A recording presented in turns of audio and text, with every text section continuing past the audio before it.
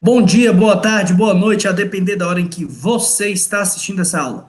Meu nome é Eduardo Ferreira, professor de Processo Civil 3 da Faculdade ProMinas em Montes Claros, Minas Gerais. Estamos hoje aqui no dia 19 de junho de 2020, às 19 horas e 8 minutos, um pouco, 3 minutinhos atrasado do comum, porque tivemos um probleminha de conexão, mas hoje iremos continuar a jornada aqui com os meus queridos amigos e alunos do sexto período do curso de Direito da ProMinas. Estamos ainda nesta modalidade remota, meus amigos, porque estamos impedidos de nos encontrarmos pessoalmente por conta desta questão que envolve a pandemia do coronavírus.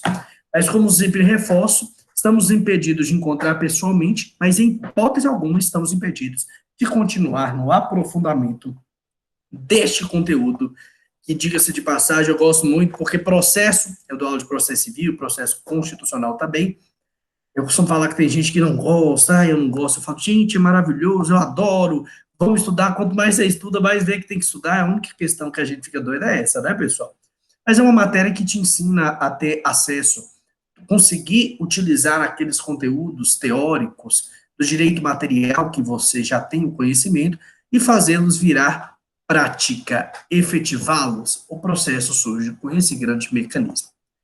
Só para informar, reforçando a todos que estão aqui ao vivo, que essa aula está sendo inteiramente gravada e posteriormente eu vou estar disponibilizando para vocês, meus alunos da Prominas, através de um estudo dirigido lá no Pincel Atômico, e para todos os meus alunos, incluindo os da Prominas, lá no meu canal do YouTube, para vocês assistirem quantas vezes entenderem necessárias. Agradeço imensamente a cada um de vocês que está conseguindo estar aqui ao vivo. Vamos iniciar nossa jornada. Eduardo, nós estamos falando sobre questão de expropriação, seguindo, estávamos caminhando para falar mais especificamente acerca da situação que envolve a questão de defesa e outras questões que finalizariam o processo de execução. E hoje nós vamos fazer só uma paradinha nessa caminhada para fazer uma análise prática de conteúdos que nós abordamos já. Inclusive, para meus alunos aqui da ProMinas, vai ser muito importante lá na nossa prova, que nós teremos semana que vem, e é um conteúdo que envolve, entre outras questões, a execução e cumprimento de sentença de entrega de coisa certa e incerta, execução de obrigação de fazer e não fazer, execução e cumprimento de sentença de quantia certa, e também aqueles pontos que envolvem os atos de expropriação, penhora, a avaliação, a adjudicação e a alienação. Tá vendo? Este é o conteúdo da prova. Até fala que o Rafael está aqui ao vivo. Eu peço até desculpa, Rafa, que eu não consegui parar nesses dias, estão muito corridos para conseguir te responder. Eu peço desculpa, mas aqui nós já estamos falando ao vivo aqui para vocês o conteúdo da prova para vocês estudarem para a semana que vem, tá bom? Combinado? Show de bola, então. Vamos falar sobre execução e falar, iniciando esse bate-papo, onde nós vamos tratar as espécies de execução, tratando seus pontos que são pertinentes serem abordados aqui, e posteriormente nós vamos falar sobre expropriação. Primeiro, em relação à questão das execuções como um todo, nós temos que ter em mente que temos três grandes espécies de execução. Isso vale também para o cumprimento de sentença, tá bom, pessoal? A questão que envolve uma obrigação de quantia certa, a que envolve a obrigação de entrega de uma coisa, seja ela certa ou incerta, mas entrega de uma coisa, e a terceira espécie que a gente pode pegar é a execução ou o cumprimento de sentença, que envolve uma obrigação de fazer ou não fazer. Essas são as três grandes espécies que envolvem a execução.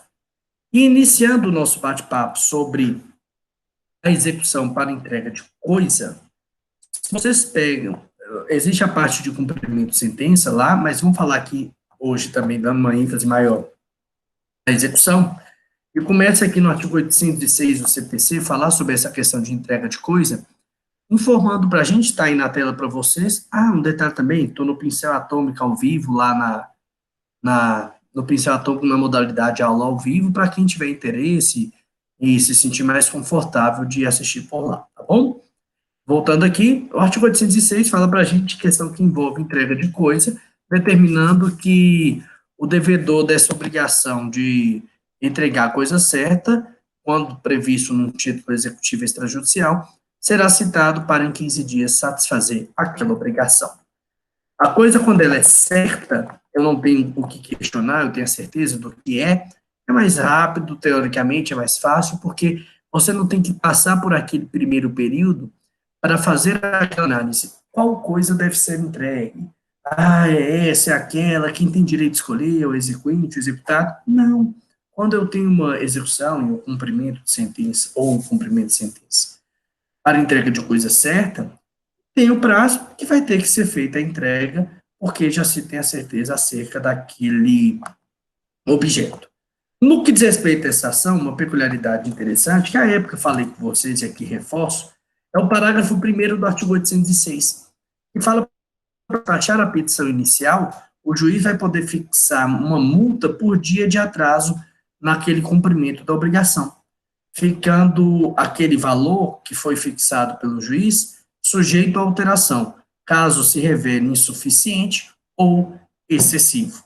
E a época, quando abordamos esse conteúdo com vocês, inclusive eu cheguei a falar sobre uma questão que é de extrema relevância, que na vida prática, essa multa, ela tem uma relevância enorme, uma vez que muitos entregam a coisa não por ter vontade de cumprir sua obrigação, mas sim para fugir das eventuais multas que possam vir a ser fixadas pelo Poder Judiciário.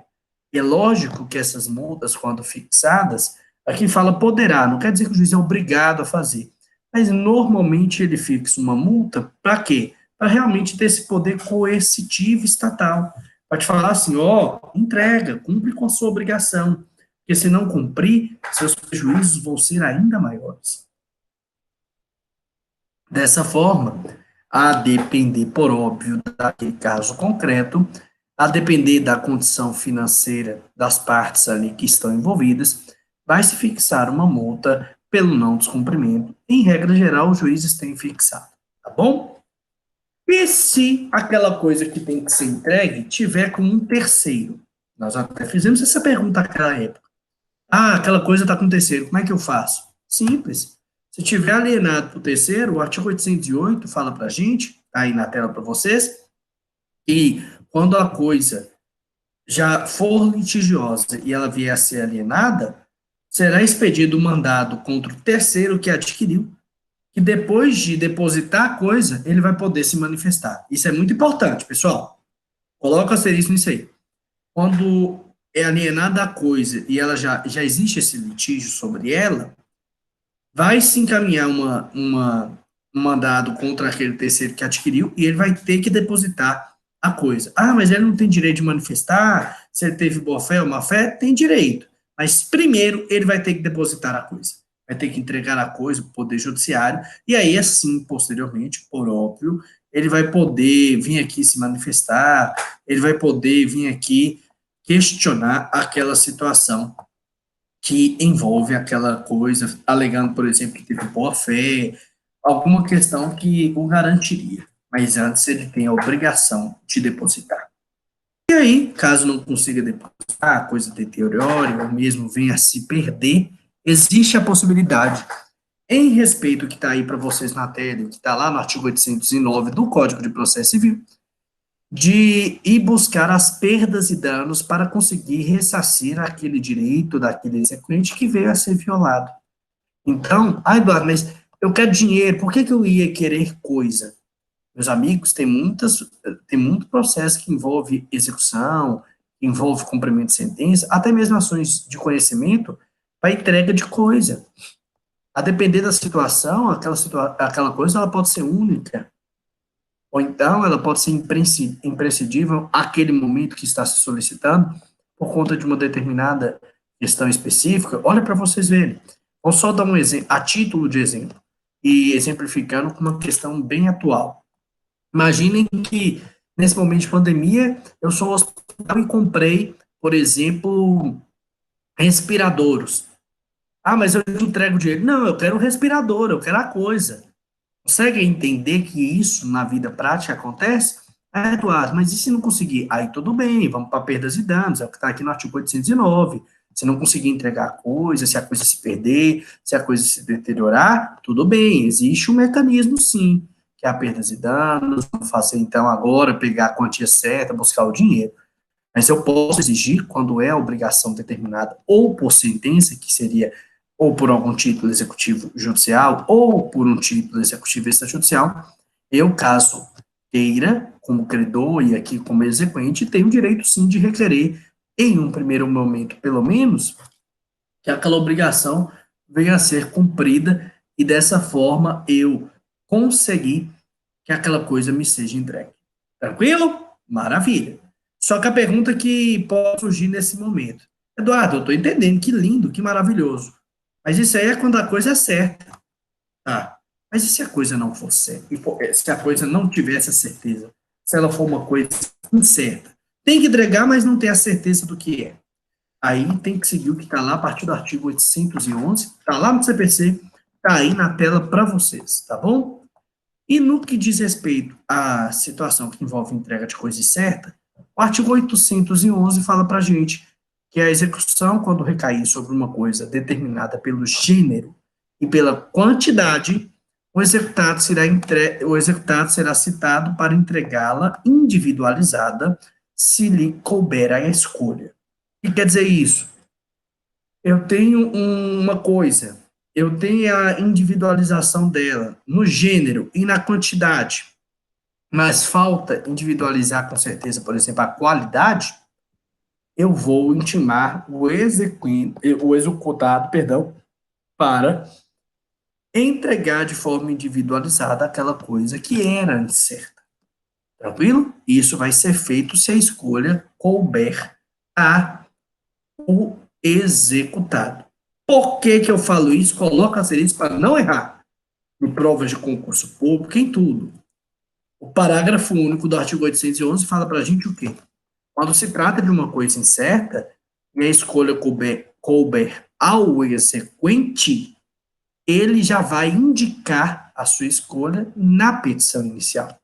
Então, um detalhe importante, quando a coisa é incerta, se a escolha deve ser feita pelo executado, ele é citado para, no prazo, entregar aquela coisa já individualizada. Se a escolha pela coisa, pela individualização da coisa, couber ao exequente, aí na própria petição inicial, o exequente já tem que determinar qual é a coisa, qual é essa individualização a que ele almeja, tá bom? Eduardo, eu gosto de ver um exemplo. Me dá um exemplo de uma obrigação de coisa incerta que geraria aqui essa execução. Claro. Vamos imaginar uma coisa, por exemplo, eu estava lembrando hoje com alguns amigos da Argentina. Na Argentina, no Brasil a gente toma muito café, mas na Argentina eles têm um amor pelo café. Cafeteria lá, Jesus, a cada esquina você tem duas. Eles gostam de tomar um tostado, tem um biscoito típico lá chamado Medialunas. É como se fosse um croissant francês, mas um pouquinho mais encorpado, mais fofinho. Eles passam melado em cima, então eles têm esse costume. E aí todos os dias eu tomava café lá, próximo à minha faculdade, onde eu faço o meu mestrado. E conversando com os amigos de outros países também, aqui na América do Sul, as pessoas gostam de café. E lá eu via café colombiano, café brasileiro, café argentino, café peruano, equatoriano, italiano. Então, café, a gente sabe que existem vários tipos, existem aqueles que têm uma qualidade enorme, por isso um valor maior, mais elevado. Tem aqueles que são mais comuns, mais populares, mas existem cafés de todas as formas. Vamos imaginar que eu compre de uma pessoa 100 sacas de café. Mas existe o café nível A, nível B e nível C. E eu determino que na época da entrega eu vou poder escolher qual o nível do café. Pessoal, isso seria uma coisa incerta. Como assim? Eu tenho o gênero café, eu tenho a quantidade, 100 sacas, mas eu não sei qual. Eu falei que tem 3 tipos. Eu vou escolher quando eu iniciar, quando eu vou receber aquele produto. Então, nesse caso, se tivesse determinado dessa forma, eu, como exequente, iria na petição inicial falar: quero 100 sacas do café A, ou do café B, ou do café C. Então, existe sim na vida prática, em relações, por exemplo, comerciais, é mais comum ainda, e é uma situação que, caso não se venha a cumprir essa obrigação, essa coisa foi incerta, o artigo 811 está aí para a gente, para iniciar essa caminhada que envolve essa entrega dessa coisa que era incerta e vai passar a ser certa, tá bom? Também, por óbvio, que essa escolha, quando feita, a parte contrária vai ter que ter possibilidade de se manifestar. Por exemplo, o exequente escolheu, eu não concordo, demonstra que está errado. O executado escolheu, eu não concordo, demonstra que está errado. Qual o prazo? O prazo para fazer essas manifestações acerca dessa escolha que foi feita aqui, quando se trata de uma coisa incerta, é o prazo de 15 dias, é o que está aí determinado, inclusive, no chat para vocês e que está determinado expressamente lá no artigo 812 do Código de Processo Civil. Tranquilo? Perfeito, show de bola. Quero saber de quem está aqui ao vivo se essa questão, essa espécie em específico, da execução e cumprimento de sentença de entrega de coisa, vocês conseguiram entender? Estamos juntos aqui na caminhada, pessoal? Me dá o joinha aí quem está ao vivo, se tiver dúvida também, vocês têm total liberdade de falar, de me perguntar, mas me fale aí, eu quero saber que esse feedback seus é muito importante, nós não estamos olhando um no olho do outro, e esse contato aqui através do nosso chat auxilia bastante. Vi aqui que o Rafael, o Helder falaram que sim, perfeito então, e não se esqueça, a qualquer momento podem fazer questionamentos, sejam de forma oral ou de forma escrita. Nós estamos aqui juntos construindo esse conhecimento. Tranquilo? Show de bola, então. Vamos seguir a nossa jornada e falar de uma outra execução, de um outro cumprimento de sentença, uma outra espécie. A execução para aquela obrigação de fazer ou não fazer. Primeiro detalhe, independente se é obrigação de fazer ou não fazer, existe uma questão geral lá no artigo 814 que já determina para os dois. E aí eu já coloquei na tela para vocês. Fala assim: na execução de obrigação de fazer ou de não fazer, fundada em título extrajudicial, ao despachar a inicial, o juiz fixará multa por período de atraso no cumprimento da obrigação e a data a partir da qual será devida. Primeiro detalhe: no que diz respeito a essa multa, se vocês notarem, diferente do que tem lá, a multa lá da execução por entrega de coisa, que fala assim, o juiz poderá, tem a faculdade, aqui não tem poderá, aqui é o juiz fixará. Então, em regra, o juiz fixa a multa ao fazer o despacho da petição inicial, para já dar esse poder coercitivo. Lógico que essa multa também, pessoal, quando ela está prevista no título, vai ser seguido ela, ou o juiz pode reduzi-la ou fixá-la quando, por óbvio, não existir essa multa aqui pré-estabelecida. Quando eu estou diante de uma execução por obrigação de fazer essa obrigação, eu vou iniciar a ação e citar o executado, é o que está aí no artigo 815, que está na tela de vocês, para que ele venha cumprir a sua obrigação, cumprir aquela sua obrigação de fazer. Tranquilo? Eduardo, mas e se eventualmente ele não mais puder cumprir? O que acontece? Se ele não pode cumprir, nós temos a possibilidade, por exemplo, de fazer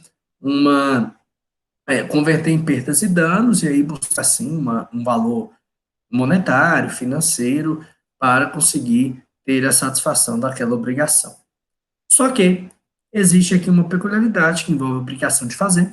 Eventualmente, se eu conseguir comprovar para o juiz que existe a possibilidade de um terceiro fazer aquela obrigação que não está sendo cumprida de forma voluntária pelo executado, solicitando a autorização do Poder Judiciário, comprovando as situações ali de inércia do executado ao cumprir com a sua obrigação, eu posso pedir para um terceiro satisfazer as custas do executado. Por exemplo, posso pagar o terceiro e aí eu cobro o valor que o terceiro cobrou para realizar aquela obrigação de fazer e para não ficar aguardando, esperando de forma ininterrupta, infinita, eterna, porque se deixar o devedor pagar só quando Deus tocar o coração dele, a gente não pode permitir isso. Existe essa possibilidade de chamar o terceiro aqui para vir cumprir. No que diz respeito à obrigação de não fazer, a obrigação de não fazer é quando eu tenho uma obrigação negativa, não faça. E não sei se vocês já repararam, isso o ser humano como um todo, mas o brasileiro é mais ainda, se você vira para a pessoa e fala, ó, por exemplo, você sai de casa hoje e fala assim, hoje você não pode beber bebida alcoólica. Pessoal, o brasileiro, o ser humano como todo, mas o brasileiro mais ainda, ele nem queria beber bebida alcoólica, mas na hora que fala que hoje ele não pode fazer, ele já fica assim, ai meu Deus, ai, passando mal, eu quero beber. Porque nós somos assim, nós somos vida louca, né, gente? O povo é doido. E por que eu falei isso? A pessoa tá lá, na hora que você fala, não faça isso, é proibido, aí que a pessoa passa mal e fala, oh meu Deus, é agora que eu quero fazer. Você já notaram isso ao longo da vida? Quando alguém fala com você, não faça isso, você só olha assim, o quê? Instigando você, será? Brincadeiras à parte, quando eu estou diante aqui de uma obrigação de não fazer, o artigo 822 do nosso Código de Processo Civil, Helena falou aqui que é verdade, é uma triste verdade, viu? Porque realmente, quando a gente fala que é proibido, a gente fala, oh, meu Deus, é aí que eu quero fazer. Parece que é uma pirraça. Mas em relação à obrigação de não fazer, o início dessa ação, o artigo 822 fala que o executado, se ele vier a praticar aquele ato que ele se comprometeu a se abster de fazer, seja através de um contrato ou mesmo por uma imposição legal, o exequente vai requerer ao juiz que determine um prazo para o executado desfazer aquela obrigação. Tranquilo? Vamos dar exemplo. Existe uma obrigação de fazer, de não fazer, perdão, você vai lá e começa a descumpri-la, eu peço para dar um prazo para você destruir aquilo que já fez e parar de desrespeitar aquela obrigação, tá bom? Se existir uma recusa, se existir uma demora aqui no que diz respeito a essa ordem feita pelo Poder Judiciário, o artigo 823 determina o exequente pode requerer ao juiz que mande desfazer aquele ato e todo curso que tiver o valor que vier a se gastar com aquele desfazimento, o executado vai ter que pagar, inclusive, pagar perdas e danos por conta daqueles prejuízos que vieram a ser ocasionados à pessoa do execute. Em relação a isso, também tem uma importante situação, e essa eu quero colocar um asterisco aí, que realmente é interessante. Parágrafo único do artigo 823 fala para a gente que, se não for possível desfazer aquele ato, ou mesmo a obrigação não mais poder, o executado não conseguir mais se abster de fazer aquele ato a qual ele estava obrigado, vai se converter aquela execução para obrigação de não fazer em perdas e danos, e aí vamos liquidar o valor para saber agora o valor em quantia certa que você vai dever. E o exemplo que eu dei em sala de aula, não sei se vocês se recordam, é, por exemplo, um show. Eu viro e falo que está proibido, você se obrigou a não realizar um show no meu bar concorrente. Eu tenho um concorrente, nós assinamos um contrato, por exemplo, de exclusividade, onde você se compromete a não realizar um show no bar tal, no local tal. Eduardo, eu fui lá e cumpri, eu fiz o show. Não tem como eu voltar no tempo, né? Ainda não, por mais que a gente tenha séries interessantíssimas nessa questão de volta no tempo, mas em regra geral não está permitindo ainda não, viu, gente? Essa volta no tempo. Pelo contrário, a gente está voando no tempo, na hora que a gente pisca assim, o ano já passou, o período já passou, para você ver, nós já estamos mais da metade, no final do mês de junho, metade do nosso ano, 2020, um ano que realmente não está sendo fácil não, né, pessoal? Só que costumo brincar que o tempo está passando cada vez mais rápido.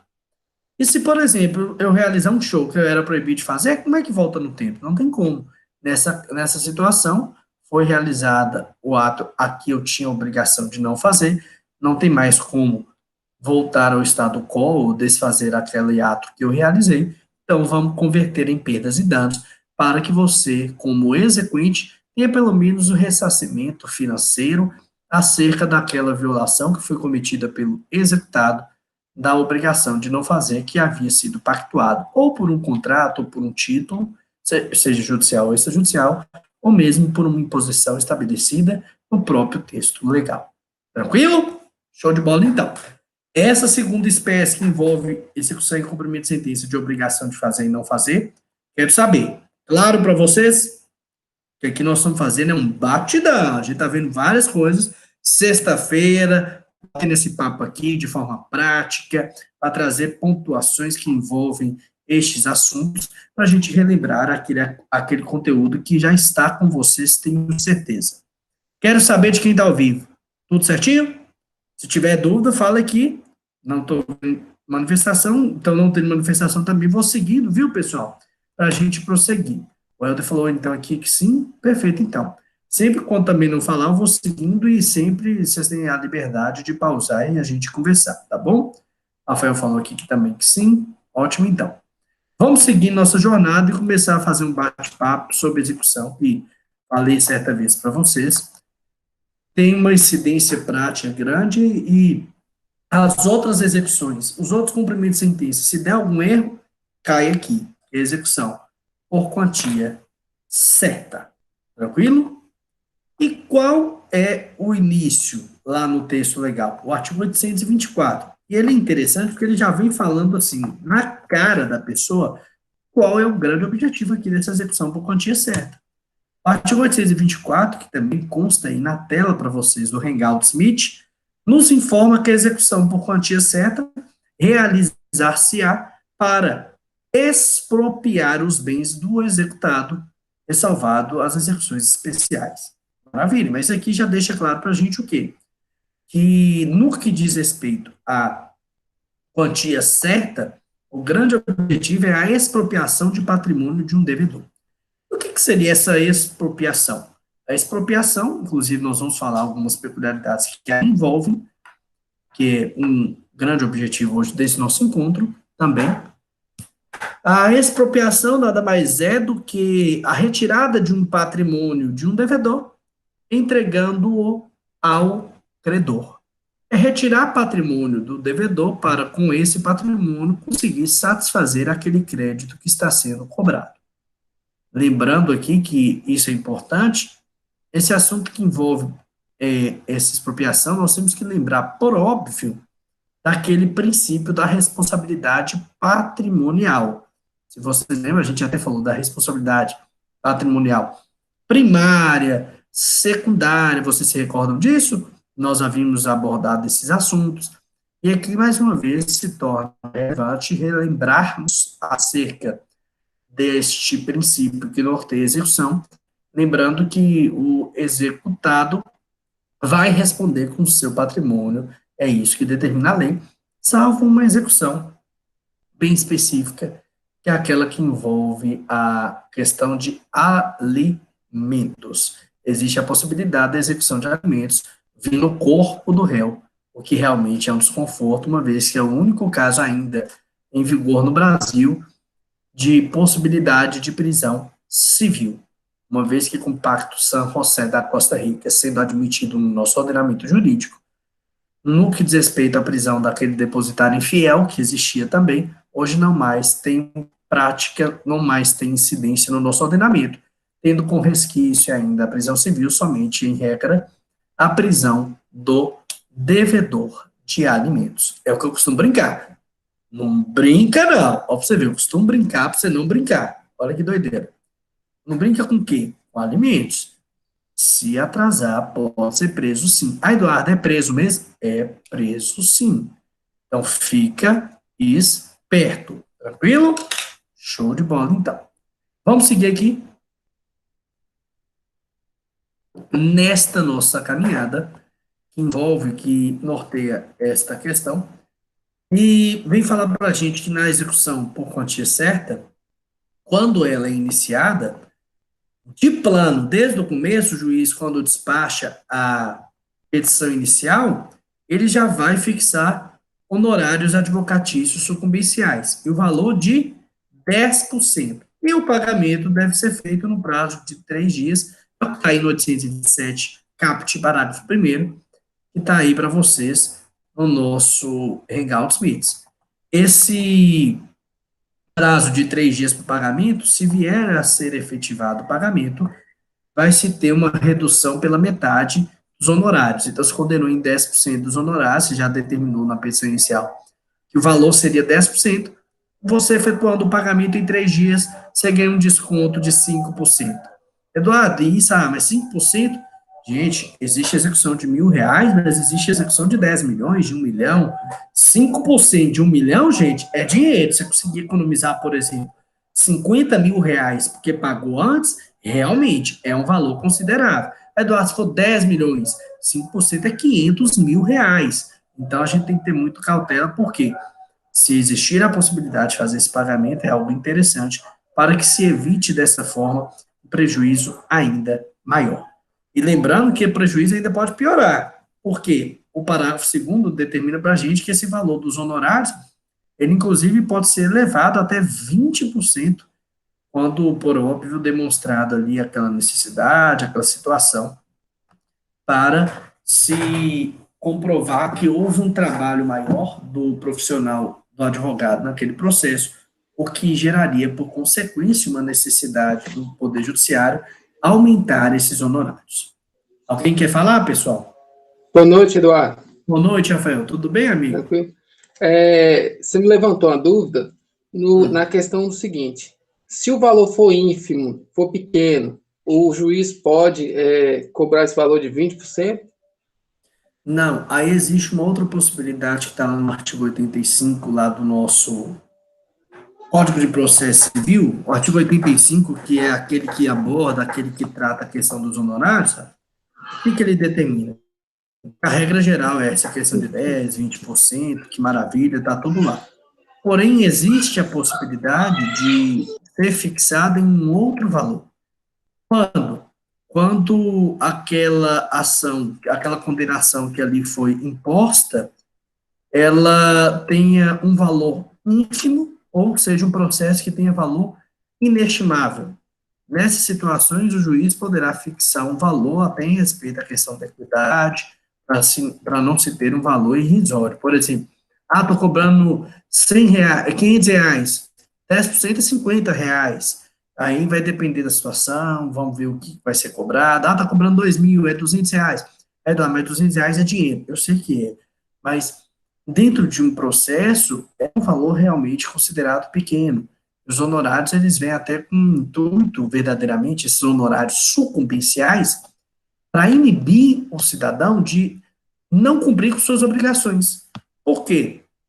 Porque deixa claro, se você não cumprir, se virar um processo judicial, além de sua dívida inicial, você vai ter que pagar custos e vai ter que pagar o advogado de quem ganhou.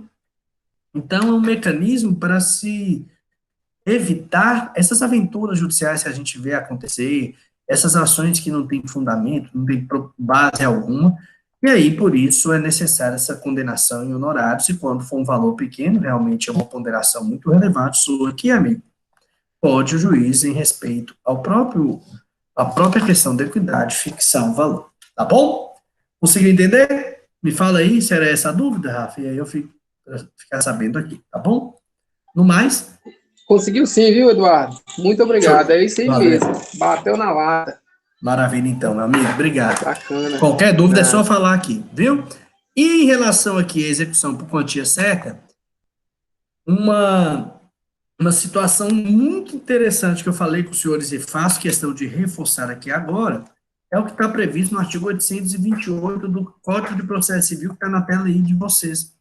Fala assim, que o exequente vai poder obter uma certidão de que a execução foi admitida pelo juiz com a identificação das partes e do valor da causa para fim de averbação no registro de imóveis, de veículos e de outros bens sujeitos a penhora, arresto ou indisponibilidade.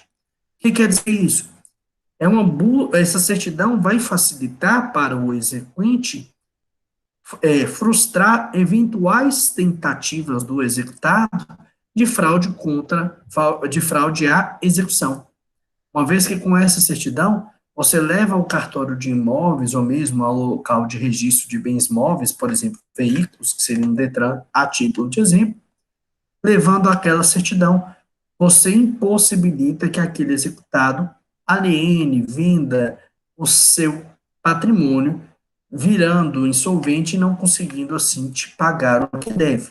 Essa certidão é muito interessante de se fazer para que isso busque assegurar e evitar dessa forma uma eventual fraude à execução, que é algo que nós tentamos correr aqui o quanto mais possível, né, pessoal? Porque a gente quer que no final a execução seja satisfatória, que a gente consiga, através do processo de execução, satisfazer aquele crédito que é devido ao executado, ou executado não, ao exequente, devido pelo executado ao exequente. Tranquilo? Show de bola, então. Meus amigos, existe um ponto importante que a gente tem que falar. Quando eu comecei a falar sobre a questão de execução e o próprio cumprimento de sentença, sobre o grande objetivo deles, o que eu falei com vocês? É o objetivo de realizar a expropriação. E aí, eu quero falar com vocês agora e colocar aí na telinha um artigo, é o artigo 825 do CPC. E vem falar para a gente o que consistiria essa expropriação aqui no processo de execução. E deixa claro para a gente que a expropriação vai ser a adjudicação, a alienação, a apropriação de frutos e rendimentos de empresa e estabelecimentos ou de outros bens. No que diz respeito aqui à nossa situação, nós vamos iniciar falando sobre a questão da penhora, para a gente começar a abordar os pontos que são relevantes aqui no que diz respeito a esses atos que visam a expropriação de patrimônio. Só que antes de continuar, só preciso do feedback novamente. Estamos juntos, né, pessoal? Tudo certinho? Me fale aí se tiverem dúvidas, e aí nós vamos seguir. No que diz respeito aqui à penhora, a primeira questão, qual seria o objeto? O objeto da penhora, dessa penhora que deve ser realizada aqui no processo de execução, em relação ao que está estabelecido no artigo 831, está aí na tela dos senhores, é informado que a penhora deve recair sobre tantos bens quanto bastem para o pagamento da dívida principal atualizada, dos juros, das custas processuais e também dos honorários advocatícios. Eu vou ficar pegando o patrimônio até que eu consiga satisfazer o meu crédito, e o crédito inteiro, o valor atualizado, o valor das custas, os juros e também os honorários. Essa penhora só não irá recair em relação àqueles bens que são considerados por lei impenhoráveis ou inalienáveis. É o que está no artigo 832 do nosso CPC. Lá no 833, traz para a gente uma listinha, coloca um asterisco para mim, que eu vou só comentar, porque a gente já abordou sobre eles, mas o asterisco no 833, porque é importante saber quais são os bens impenhoráveis. E no que diz respeito a esses bens impenhoráveis, se vier a recair a penhora sobre eles, ela não terá validade e o juiz vai descartá-la, tranquilo? São lá 12 incisos que abordam os temas, mas só a título de exemplo. O que é inalienável? É aqueles bens que são inalienáveis, aqueles bens que, por exemplo, pertencem ao domicílio do executado, salvo se não for de vultuoso valor, ou se não tiver mais de um, vestuário, salvo se aquele vestuário não for de grande valor, caderneta de poupança até o limite de 40 salários mínimos, entre outras situações que lá estão elencadas no artigo 833, tá bom? Alguém quer falar? Boa noite, Eduardo. Só uma curiosidade. O STF está se entendendo que nós tivemos um trabalho em cima disso, uma decisão que o TC poderá responder com os bens de família. Sim, a depender da situação, sim. Porque até a própria lei, Rafa, que fala sobre o que se consideraria bem de família, ela tem ressalvas. E uma das ressalvas, a título de exemplo, é a fiança. Vocês lembram que eu falei com vocês sobre fiança, o perigo que é? Ou então dívidas que Sim. vêm através de patrimônio, que fiz a dívida para construir o patrimônio. Então, eventualmente, se formos pensar em responsabilidade patrimonial, e neste caso, quando falamos em terceiro, seria uma responsabilidade patrimonial secundária, existem sim situações em que se permite a adentrada no patrimônio individual daquela pessoa. E realmente é uma ponderação muito interessante. Tá bom? E vocês fizeram trabalho sobre o quê? Sobre penhorabilidade de terceiros sobre locação. Sim. Aí isso Locação, teve um eu já entendimento. falei com vocês o perigo que é, né, pessoal? Que a gente tem que Eu ter lembrei da aula muito sua, cuidado. lembrei muito da aula sua. Não é não, amigo, que eu falei Inclusive assim, até do gente, contrato que você fala, né? Você fala que tem você que ter faz o muito contrato com as cuidado. cláusulas lá. Sim, tem que ter cuidado, porque locação, a gente entra todo feliz, sorrindo, tem gente que sai chorando, viu? Porque tem que ter cuidado. Tem que ler o contrato, tem que fazer tudo com muita cautela. Mas obrigado pela ponderação, amigo. Realmente é algo importante se ressaltar. Fico feliz de ver que vocês estão estudando, viu, pessoal? Aprofundando. É isso mesmo. Continuem firmes. A gente não pode parar de correr atrás do conhecimento, que eu costumo falar que é o conhecimento que abre portas. Passando a questão da empenhorabilidade, só também eu peço que vocês coloquem um asterisco lá no artigo 835. Aqui nós vamos só colocar o caput aqui, mas coloca o asterisco por quê? No 833, fala para a gente sobre os bens que são empenhoráveis. No artigo 835, vem fazer esse bate-papo para a gente falando aquela lista, aquele rol de preferência no que diz respeito à penhora. Então, é a lista daqueles bens que devem ser preferencialmente penhorados. São 13 incisos que lá estão estabelecidos. Coloca o asterisco aí, porque nós já abordamos esse assunto, é só para relembrar, mas só lembrar. Qual que é a primeira questão? Primeiro lugar. O primeiro que tem prioridade, uma execução de quantia certa, gente? Dinheiro. Pessoal, dinheiro é a prioridade.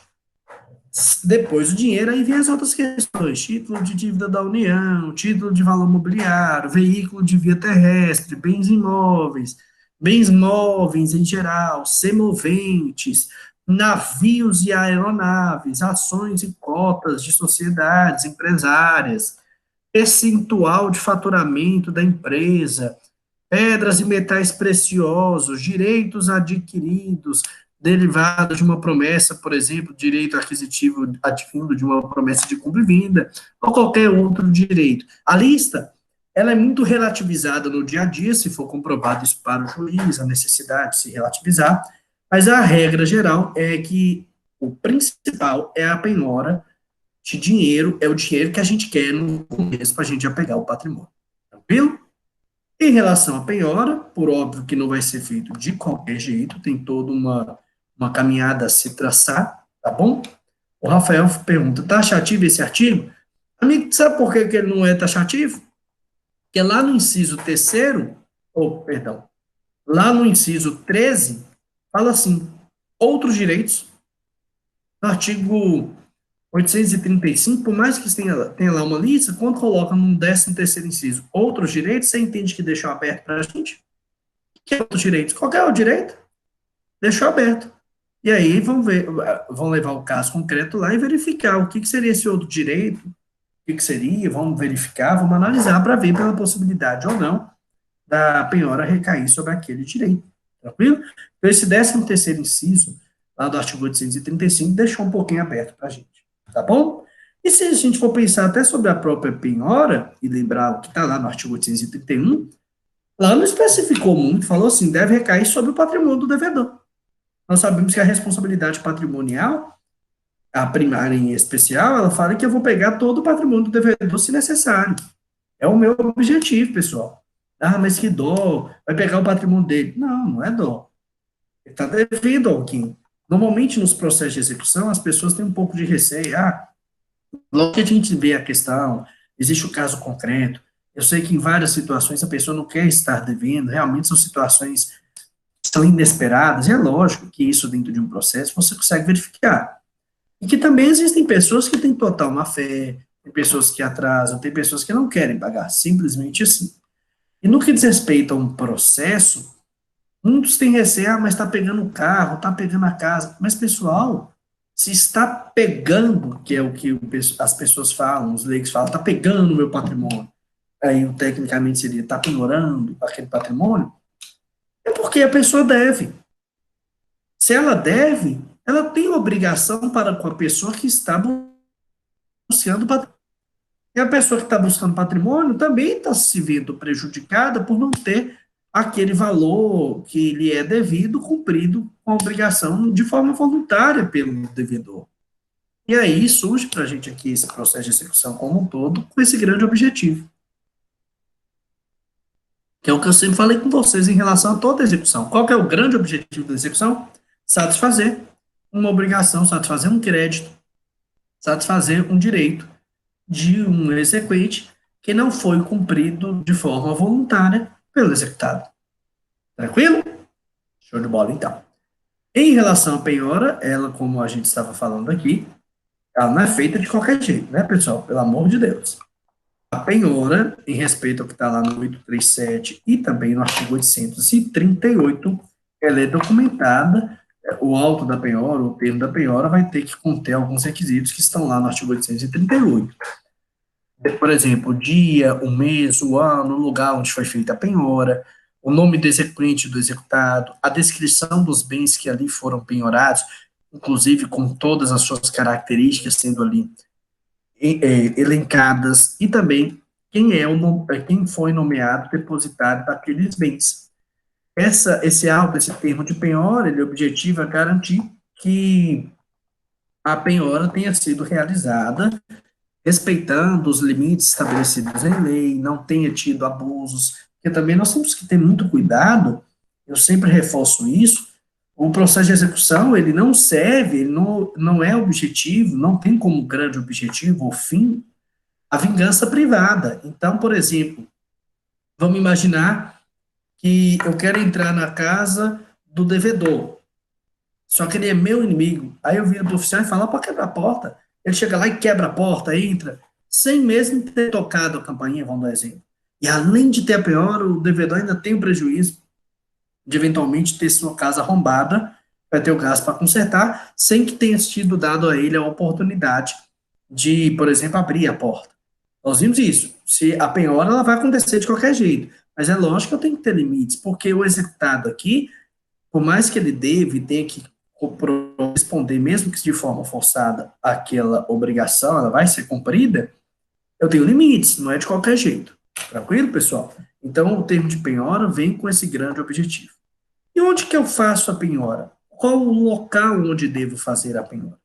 Se vocês pegarem o que está no artigo 845 do Código do Processo Civil, ele é bem claro, determinando que a penhora deve ser efetuada onde se encontrar os bens, mesmo que ele esteja na posse ou detenção ou guarda de um terceiro. Isso aí já falei com os senhores, estou reforçando aqui agora, colocando aí no Hangouts Meets para vocês o que está determinado no artigo 845. E lá no 846, só vou colocar o caput aqui para a gente lembrar, só deixar claro que aqui também nós estamos diante de uma execução, de um cumprimento forçado, né, pessoal? Ou seja, executado, paga. Paga de forma voluntária. Se não pagar, o Estado vai ter mecanismos para conseguir de forma forçada que aquela dívida venha a ser cumprida. E no que diz respeito à penhora, o artigo 846, que vocês já conhecem, até pelo primeiro trabalho de ciência, se vocês se recordam, no que diz respeito a ele, um ponto que eu tenho que ressaltar com vocês é que aqui na nossa situação, que é nos demonstrado aqui, pessoal, o que que eu tenho como uma questão a ser abordada, a ser analisada? Se o executado fechar as portas ou tentar impedir a penhora, o oficial de justiça vai pedir para o juiz autorização de arrombamento. O juiz vai autorizar e vai arrombar, inclusive, se necessário, com força policial. E aí você vai perder o bem, além de perder o bem, vai perder um portão, vai perder uma casa. Então tem que ser racional. Certa vez uma cliente me falou, não vou abrir o portão. Eu entrei lá e falei, moça, abre o portão. Ela, por quê? Eu falei, porque vai levar seu carro de qualquer jeito, não tem desculpa. A questão é, você quer que leve o carro, você ainda tem que consertar um portão? Ou leva o carro e seu portão fica aí intacto? Porque você tem essa opção. E consertar um portão é caro, você vai ainda ter mais prejuízo. E aí, o que que você acha?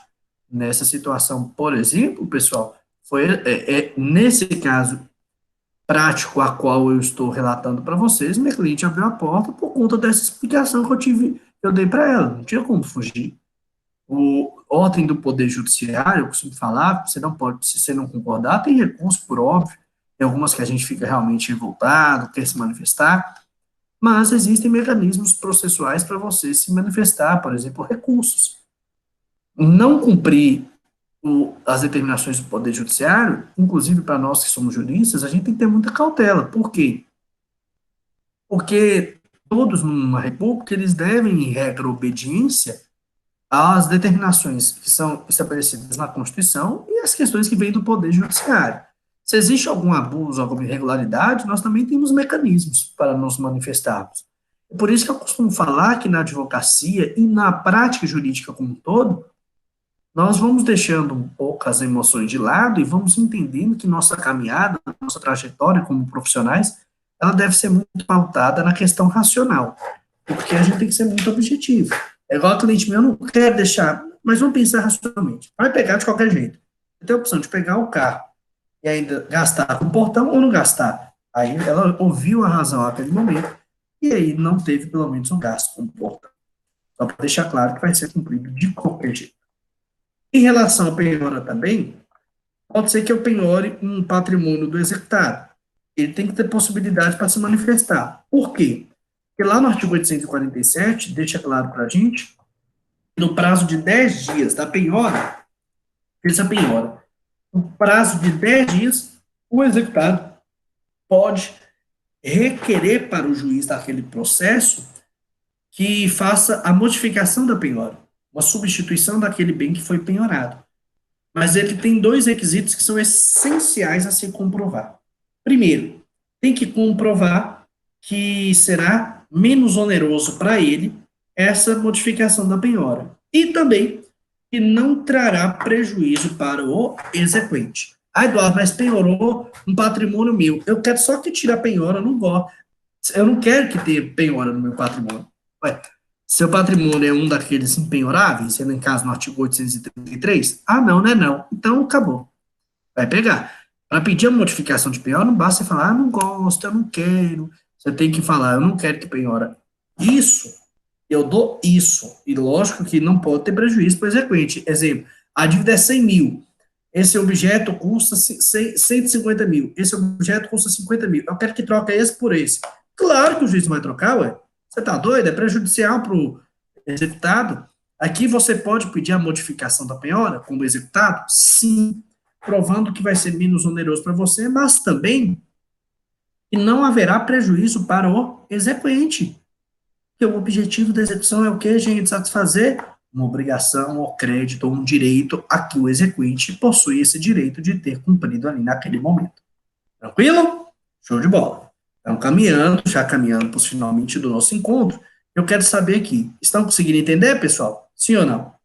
Dá o joinha aí que eu quero saber, fala ok ou sim, para que eu tenha esse feedback, é muito importante, pessoal. Sim, sim, show de bola. Vamos então seguindo. É um bate-papo que a gente bate um papo sobre vários pontos que envolvem a execução. Vamos falar, existem várias modalidades de penhora, penhora de crédito, penhora de bens, penhora de ação, penhora de empresa, faturamento de frutos, existem várias questões e cada uma delas nós já abordamos em momento oportuno, já está disponibilizado para vocês aula gravada sobre isso, e aí quem quiser ter uma atenção mais, vai lá no Estúdio Dirigido, vai lá no canal do YouTube, para pegar de uma forma mais detalhada acerca de cada uma das modalidades de penhora. Mas vamos falar agora de uma outra situação. Penhorou. Vamos imaginar que penhorou o meu carro, penhorou uma joia preciosa que eu tenho, penhorou um cavalo que eu tenho, penhorou algum semovente, algum outro bem, um bem móvel. Maravilha. Por exemplo, penhorou um patrimônio. Tem que avaliar? Claro. Vamos imaginar que penhora uma camisa do Clube Atlético Mineiro. Tem como avaliar? Claro que não, porque é um valor não tem como calcular de tão valiosa que é uma camisa do Clube Atlético Mineiro. Né, pessoal? A gente fala assim, qual é o valor? Ninguém sabe, não tem limites. O céu talvez seria o limite. Brincadeiras à parte, pessoal. Lógico que quando você faz uma penhora, você quer um patrimônio, e você tem que, com aquele patrimônio, você fazer o crédito. E você tem que saber qual é o valor. E aí, surge a necessidade de se realizar a avaliação. E a avaliação, em regra geral, em respeito ao que está no artigo 870, é realizada pelo oficial de justiça avaliador. O próprio parágrafo único fala que quando necessitar de uma avaliação mais detalhada, o juiz vai poder nomear alguém para fazer a avaliação. Mas, em regra geral, quem faz a avaliação é o próprio oficial de justiça avaliador. Só que existem situações, em respeito ao que está no 871, em que não vai ser necessário fazer a avaliação. Basicamente, são 4 incisos que lá estão elencados no artigo 871 do nosso Código de Processo Civil, e que também estão para vocês aí no Hangouts Meets. Coloquei agora, um instante. Coloquei já para vocês o inciso primeiro e segundo. Estou colocando agora para vocês o inciso terceiro. E agora coloco para vocês o inciso quarto do artigo 871, mas vocês têm também essa lei, que eu já disponibilizei para vocês esse tópico, material complementar, e aí só coloca a observação. Aí são as questões. Por exemplo, veículo, você tem tabela FIP, não precisa avaliar. Ou então, um valor de ação, que já tem um valor codificado. Ou então, quando um valor já é determinado por cotação no mercado. Ou ainda, se uma das partes falar que vale um determinado valor e a outra parte concordar. Nessa situação, pessoal, somente se o juiz verificar que existe realmente uma fundada dúvida, que ele vai questionar. Mas se uma parte declarar um valor e a outra concordar, maravilha, vamos seguir a vida, vamos continuar, vamos caminhar. Tranquilo? Avaliou o patrimônio, perfeito. Vou passar para o procedimento de expropriação, de perda mesmo do patrimônio para se satisfazer aquelas obrigações que são devidas ao exequente. E a primeira delas tem o nome chique, né, pessoal? É a adjudicação. Está lá no artigo 876. O que é a adjudicação? Toda vez que se penhora um patrimônio, chega a uma avaliação, e aí o executado está indo perder o patrimônio. Alguém vai comprar, maravilha. Mas o próprio exequente pode levantar a mão e falar, opa, eu quero. O nome desse opa, eu quero do exequente é adjudicação. E o que é essa adjudicação? O artigo 876 fala, é lícito ao exequente, oferecendo preço não inferior à avaliação, requerer que lhes sejam adjudicados os bens penhorados. Então, é lícito ao exequente, oferecendo um preço não inferior ao da avaliação, requerer que lhe sejam adjudicados aqueles bens penhorados. Nesta situação, nós devemos analisar que o exequente, ele objetiva, através disso, dar uma maior rapidez e também satisfazer aquele seu crédito. Se o valor que é avaliado é menor do que a dívida que existe, o exequente vai pegar aquele bem e a dívida vai continuar, vai pegar ainda outros patrimônios executados naqueles valores que ainda faltam. Se o valor do bem foi avaliado é maior do que a dívida que o exequente tem direito, ele vai pegar a diferença e vai depositar para o executado. A diferença ele tem que devolver. Quer dizer, ele tem sim direito de se manifestar requerendo aqui que se realize a adjudicação. A parte contrária vai ser intimada para se manifestar, ou por seu advogado, ou quando tiver defensor público mesmo, tiver sem advogado, por carta, com aviso de recebimento, ou por meio eletrônico, quando não tiver procurador constituído nos autos, uma forma de possibilitar que aquela pessoa venha aqui questionar, e é lógico, antes da adjudicação ou mesmo da alienação, a qualquer momento. Se o devedor vier e pagar a dívida, ele não vai perder seu patrimônio, tá bom? Mas é uma possibilidade, sim. Também é uma possibilidade quando o que está estabelecido no artigo 878, muitas vezes o exequente ele não quer adjudicar desde o começo, mas tenta vender o patrimônio e não consegue através do leilão. Só que aí o que acontece, pessoal? Depois de frustrada a alienação, também abre a possibilidade do exequente vir aqui e falar, agora, nesse momento que não conseguiu vender o patrimônio, que ele pode ficar com ele. Tranquilo? E além da adjudicação, aí nós temos a alienação. E ela vem aqui no nosso ordenamento jurídico em duas grandes modalidades. A alienação por iniciativa particular, que você, como devedor, pode, o executado, pode solicitar que vai vender aquele patrimônio, que vai nomear um corretor para realizar aquela venda, ou, se não tiver essa alienação por iniciativa particular, se realize um leilão judicial, eletrônico ou mesmo presencial, para se fazer a expropriação daquele patrimônio. Se não for feita a alienação por iniciativa particular, ou seja, se eu, como executado, não buscar a venda, ou eu, como executado, não buscar a venda com o corretor, ou não conseguir a venda, eu vou para o leilão judicial, seja ele eletrônico ou presencial. E aí, o juiz, em respeito ao que está no artigo 883 do CPC, vai nomear, no caso do leilão, quem será o leiloeiro público responsável. O leiloeiro público, ele tem obrigações, viu, pessoal? Obrigações que ele deve cumprir. Basicamente, nós temos lá no nosso CPC 5 incisos que trazem para a gente, no artigo 884, obrigações que são inerentes à atuação do leiloeiro. Tem que publicar edital, mostrar aquele objeto, por óbvio, prestar contas, receber o valor e entregar para o juiz. Lógico que ele tem que fazer tudo. E aí vai se fixar um valor, por óbvio, que aquele leiloeiro irá receber sobre o que conseguiu se alcançar através daquela venda. Ele tem direito, sim, a receber, por óbvio, uma parcela daquele valor.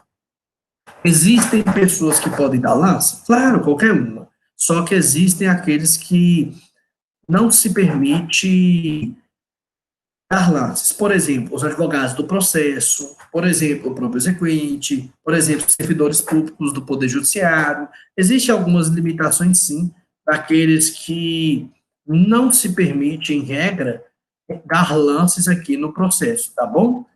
No que diz respeito a eles, eles estão elencados para a gente lá no artigo 890 do CPC. Ele fala aqui, 5%, normalmente 5% que tem fixado para o leiloeiro, viu, meu amigo?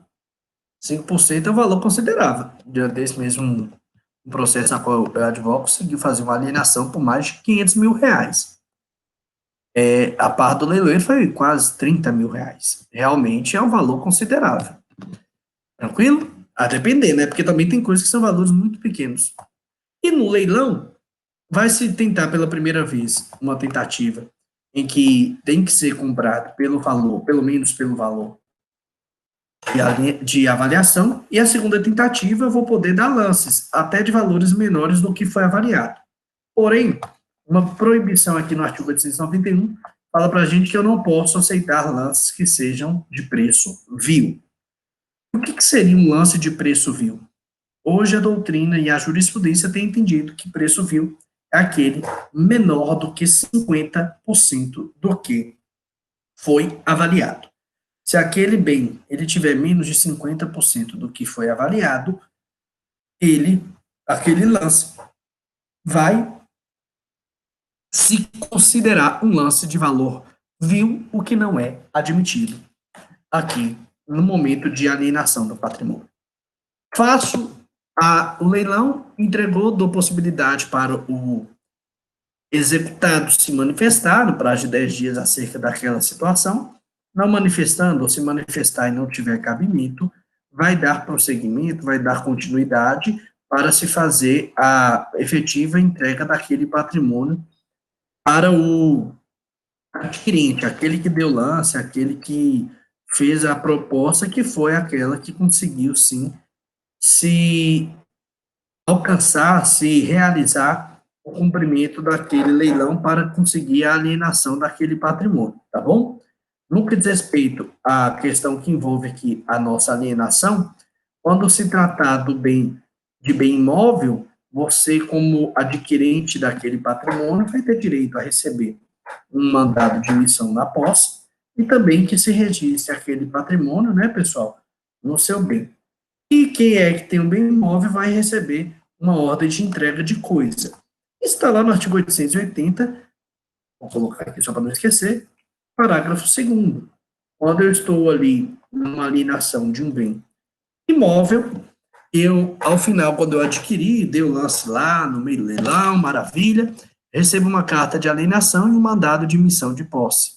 E quando se tratar de um bem imóvel, eu recebo uma ordem de entrega ao adquirente. É uma forma de assegurar, tem muitas pessoas que vivem disso, vivem desses negócios que envolvem questões de alienação de patrimônio dentro de processos judiciais. Tranquilo? Maravilha, então. Meus amigos, acerca desse bate-papo rápido, prático, sobre as espécies de execução e sobre também a questão de expropriação, por óbvio que a gente está falando aqui conteúdo que nós vimos em 6, 7 aulas. Só que é importante a gente fazer esse bate-papo, porque a gente vai lembrando na nossa cabeça o conteúdo. E verdadeiramente, o que eu queria conversar com vocês hoje, era isso exatamente, sobre esses pontos para relembrar na cabeça suas. Quero saber, ficou algo claro, ficou algo compreendido para vocês? Sim ou não? Dá o joinha que eu quero saber, e óbvio também, se tiver dúvida, me falem, por favor. Fala aí no chat que eu quero saber. Perfeito, então. A Helena falou aqui que sim, fico muito feliz. Faço um combinado com vocês. Vou só encerrar a gravação e volto para conversar com vocês que estão aqui ao vivo, tá bom? Para você que está assistindo essa aula em algum outro momento, muito obrigado por ter passado esse período aqui comigo e com os seus colegas que aqui ao vivo estiveram.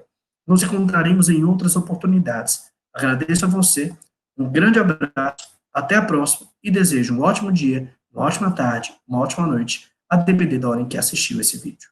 Até a próxima.